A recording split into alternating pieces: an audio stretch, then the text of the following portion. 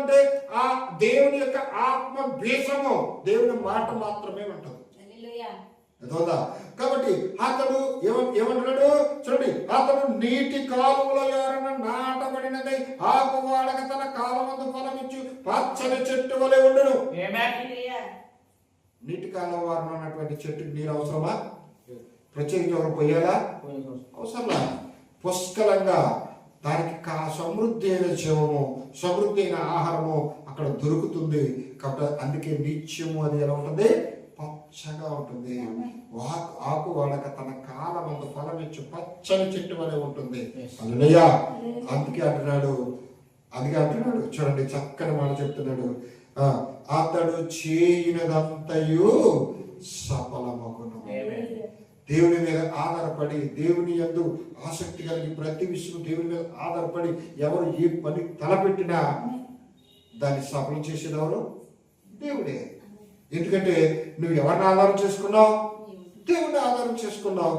కాబట్టి నీ సమస్తానికి ఆధారణభూతుడు ఆయనే. కాబట్టి ఆయన మీద ఆధారం చేసుకుని వెళ్తున్నావు. కాబట్టి ఖచ్చితంగా నిన్ను పోషించేవాడు, సంరక్షించేవాడు, అనగా ఈ భూ సంబంధమైన ఆశీర్వాదం ఇచ్చేవాడు ఆయనే, ఆత్మ సంబంధమైన ఆశీర్వాదం ఇచ్చేవాడు కూడా ఆయనే.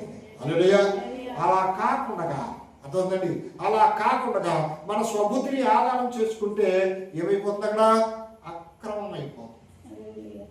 అంతేనండి, అక్రమం అయిపోతుంది.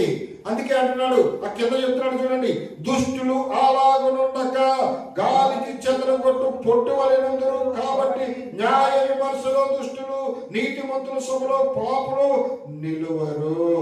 నీతిమంతుల మార్గము యెహోవాకు తెలియను, దుష్టుని మార్గము నాశనమునకు నడుపును. కాబట్టి పిల్లరా, ఖచ్చితంగా ప్రభువా అని పిలిచే ప్రతివాడు పరలోక రాజ్యంలో ప్రవేశించడు. కానీ ఆయన చిత్తం ఏంటో తెలుసుకుని దాని ప్రకారం జీవించేవాడే. హల్లెలూయా. ప్రభువా నువ్వు ప్రార్థన చేయటం తప్పని నేను అనడం లేదు. కానీ అనే ముందు ఆ ప్రభువా అని పిలవటానికి అవసరమైన విశ్వాసం నువ్వేం చేయాలంటే క్రియారూపంలో తీసుకురావాలి, ఆచరణలో తీసుకురావాలి. ఒక నమ్మకం నిజమైన రూపం దాల్చాలి. కాబట్టి అది ఏంటో, ఆ చిత్తం ఏంటో నువ్వు చదివి గ్రహించు, లేదా వాక్యం ద్వారా మాట్లాడుతున్నప్పుడు విని గ్రహించు. ఇంకా అర్థం కాకపోతే నీ సేవకుని నువ్వు అడుగు, అయ్యా నాకు అర్థం కాని విషయాలు ఉన్నాయి, ఏం చేయమంటారని మీరు అడిగి తెలుసుకుని దాని ప్రకారం మీరు ముందుకు పోయినట్లయితే ఖచ్చితంగా దేవుడు ప్రతి విషయంలోనూ బలమైన కార్యం చేస్తాడు.